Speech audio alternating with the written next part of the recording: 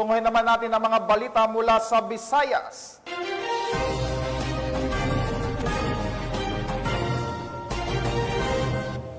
Pinangunahan ni Police Brigadier General Constancio Tinayog Jr., the Acting Director ng Directorate for Personnel and Records Management, ang oath-taking ceremony ng 600 bagong talagang patrolman at patrolwomen ng Police Regional Office 7 na ginanap sa Cebu. Magbabalita dyan si Patrolwoman Grace Coligado.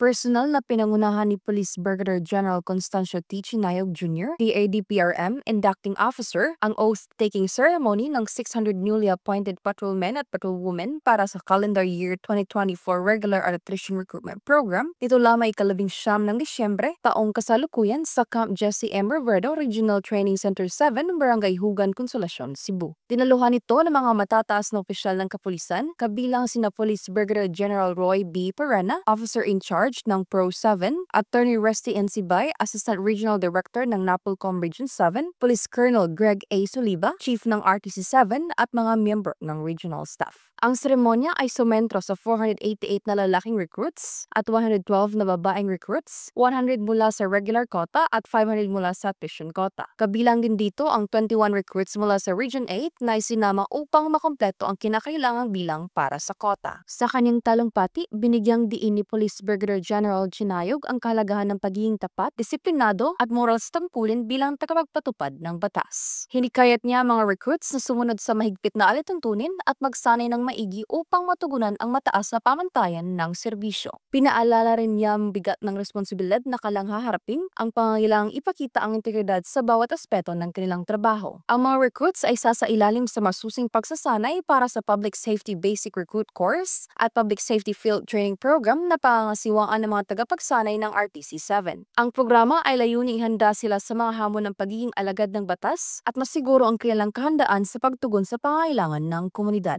Sobrang happy po ako ngayon kasi natupad ko ng kaya isa kong pangarap at hindi talaga ako nawala ng determinasyon na makuha ito kahit anumang pagsubok na nangyari sa buhay.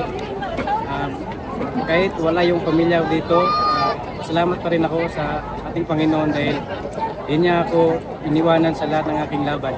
Kahit wala sila sa Pasko, maging happy pa rin ako kasi marami din ako kasama rito na kapwa Police Trainee din.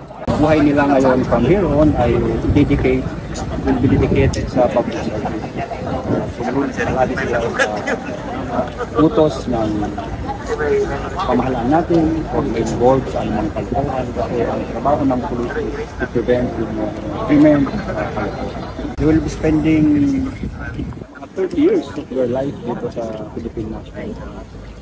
And sa mga mahal nila sa buhay, I hope na you give also the full-time support kasi mahirap ang trabaho ng police. Mula dito sa Central Visayas, ako ang inyong Police News Network Correspondent, Patrolwoman Grace Coligado, alagad ng batas, taga-taguyod ng Balitang Pulis.